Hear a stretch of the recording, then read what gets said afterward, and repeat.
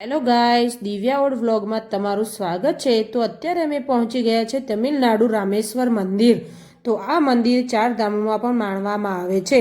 તો તમારે પણ જો મહાદેવના દર્શન કરવા હોય ગાઈસ તો અમારો વિડીયો એન્ડ સુધી જોજો, તો તમને પણ શિવલિંગના દર્શન થશે। તો ગાઈસ અત્યારે અમે જઈએ છીએ અગ્નિ તીર્થમાં સ્નાન કરવા માટે। જે કહેવામાં આવે છે કે રામ ભગવાને જ્યારે રાવણનું વધ કર્યું હતું ત્યારે આ અગ્નિ તીર્થમાં સ્નાન કર્યું હતું।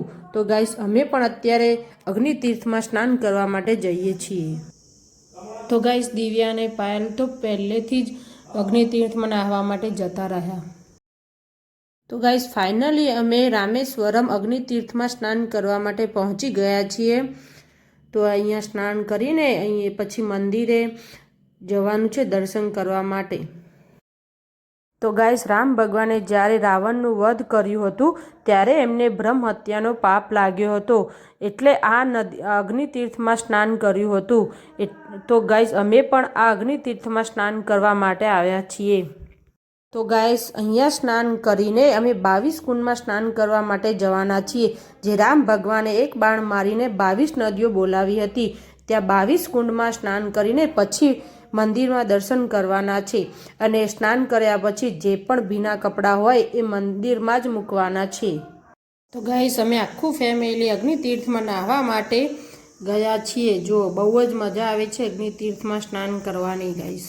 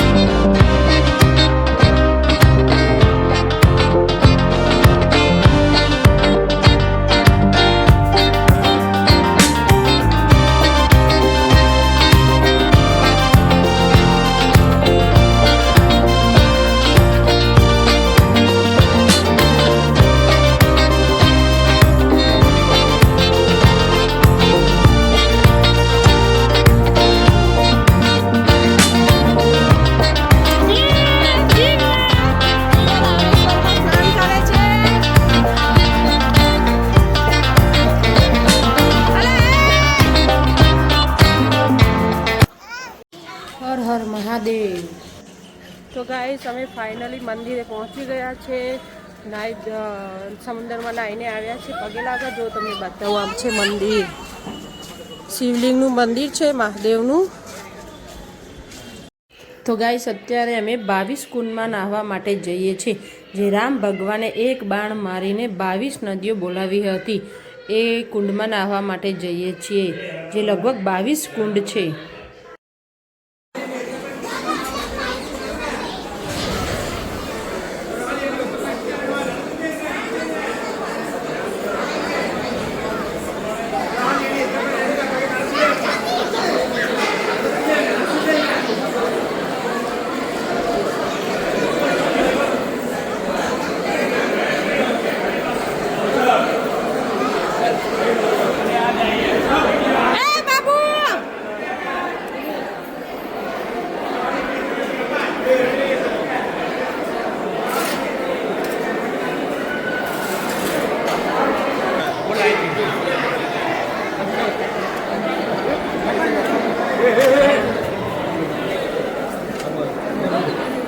नहीं देख पा रहे उनको तो मैं ले जा सकता हूँ ना, बोल रही हूँ। कैमरा हो रहा कैमरा अंकल इनका पैर दुख रहा है। તો ગાઈસ હવે 22 સ્કૂલમાં નહીં રહ્યા છીએ અને હવે મંદિરે દર્શન કરવા જવાના છીએ। જો બધા નહીં રહ્યા, મેં પોટ ક્યાં વારથી મેલ ત્યાં લી ઓળે। જો આ બધા નહીં રહ્યા છે 22 સ્કૂલમાં। તિરુપતિ બાલાજી ભાઈ 48 કલાકે નંબર આવી ગયા, 48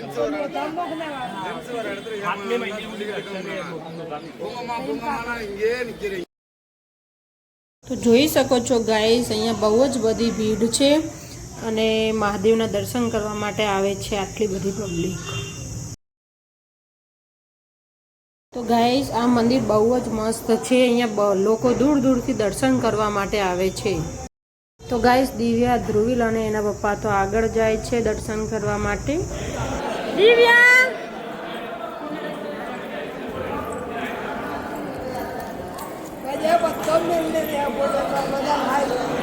રામેશ્વર બોલ્યો, હા રામેશ્વર। તો ગાઈસ અમે અત્યારે દર્શન કરવા જઈએ છીએ।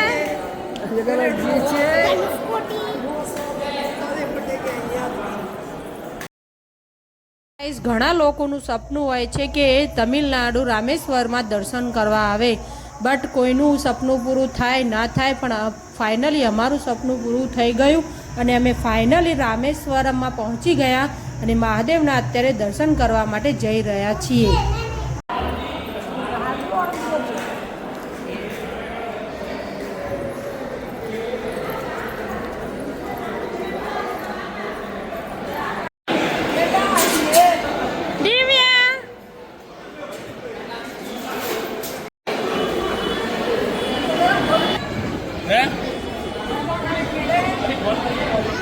ગાઈસ અત્યારે અમે લાઈનમાં ઊભા છીએ વીઆઈપી ટિકિટ લેવા માટે। વીઆઈપી ટિકિટ લઈને લાઈનમાં જશું તો જલ્દીથી નંબર આવી જાય, નહીતર બહુ જ ભીડ છે અહીંયા। તો ગાઈસ આ મંદિરમાં દર્શન કરવાની ખુશી જ કંઈક અલગ છે।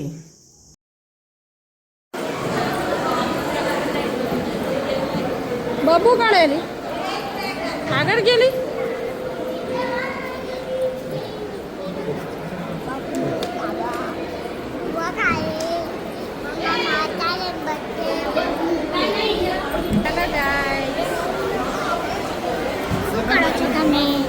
ફાઇનલી અમને વીઆઈપી ટિકિટ મળી ગઈ છે અને વીઆઈપી ટિકિટનો ચાર્જ છે પર પર્સન 200 રૂપિયા। તો અમે લાઈનમાં ઊભા છીએ, પહેલાં છે મારા હસબેન્ડ, પછી મારા મમ્મીજી અને પછી મારા મામીજી અને સાથે દિવ્યા પણ છે। તો અત્યારે અમે લાઈનમાં ઊભા છીએ અને મંદિરે દર્શન કરવા માટે જઈ રહ્યા છીએ। મનમાં એમ થાય છે કે ક્યારે અમારો નંબર આવશે અને ક્યારે અમે ભગવાનના દર્શન કરીશું।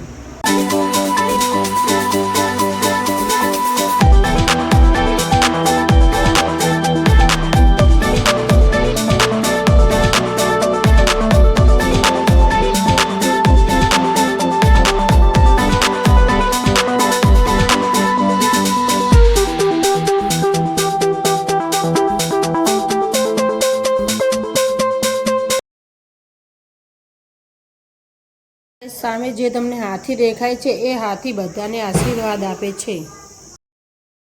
ગાઈસ રામેશ્વરમાં દર્શન કરીને બહાર નીકળ્યા ત્યારે એક માસીબા મળ્યા અને ધ્રુવીલને વાલ કરે છે અને એમને તેડીને વાલ કરે છે। જો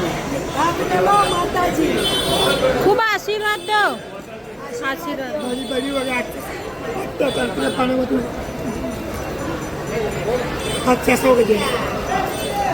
Rekaman bagin saya.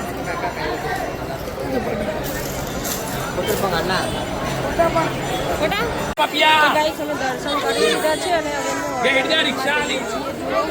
આ છે ગાઈસ મંદિર, બધાએ સરસ મજાના દર્શન કરી લીધા છે।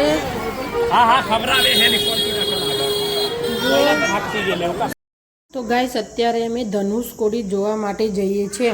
ત્યાં બહુ જ મોટો દરિયો છે અને ત્યાં ભારતનો જે છેલ્લો રસ્તો આવે છે ત્યાં પૂરો થાય છે, એને ધનુષકોડી કહેવામાં આવે છે। તો અમે ત્યાં જોવા માટે જઈએ છીએ।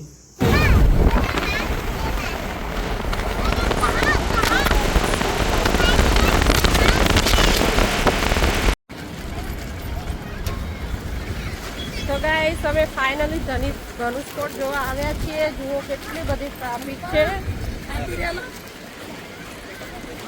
જુઓ આટલો દરિયો છે. ભારતનો જે રસ્તો છે પૂરો થાય છે અહીંયા. જુઓ આ દરિયો કેટલો મોટો.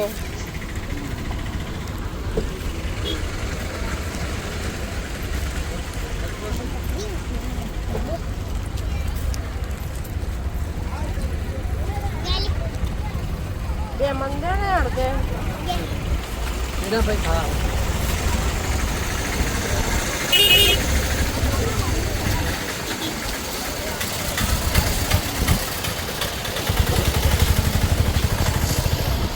ટ્રાફિક જોવા ગાઈશ.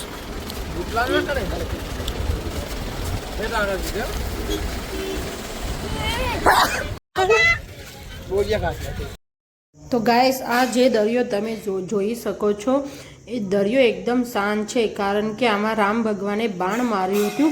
ત્યાંનો આ દરિયો એકદમ શાંત છે. ત્યાંનું પાણી હલતું જ નથી બિલકુલ. દરિયાદેવ જળદેવ અગ્નિદેવ અલગ અલગ દેવ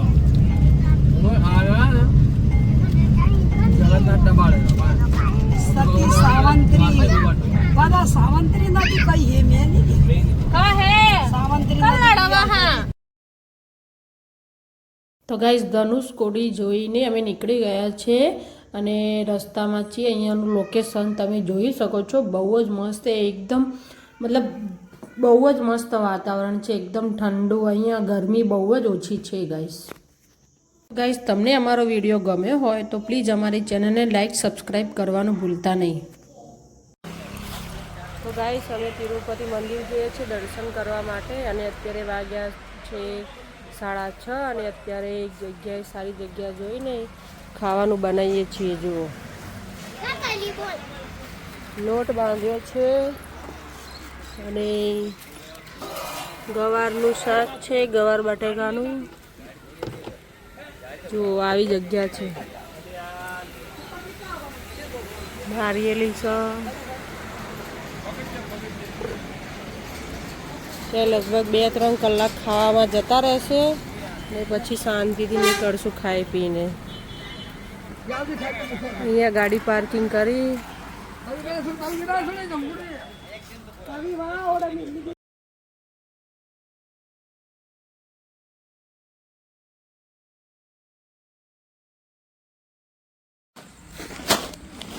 તો ગાઈસ અત્યારે લાકડા ગોતીને ચૂલો સળગાવ્યો અને ગરમા ગરમ રોટલી બને છે અને સબ્જી બની ગઈ અને ખાવા પણ બધા બેસી ગયા છે. જુઓ અમુક લોકો બાકી છે અને દિવ્યાએ પણ ખાય છે સબ્જી રોટલી. ખાઈ શાંતિથી ખાઈ પીને પછી નીકળશું તિરુપતિ બાલાજી જવા માટે. ગાઈસ અમે ખાઈ પીને નીકળી ગયા છે તિરુપતિ બાલાજી જવા માટે. આખી નાઇટ ગાડી ચાલશે અને સવારે લગભગ 3-4 વાગે ત્યાં પહોંચશું.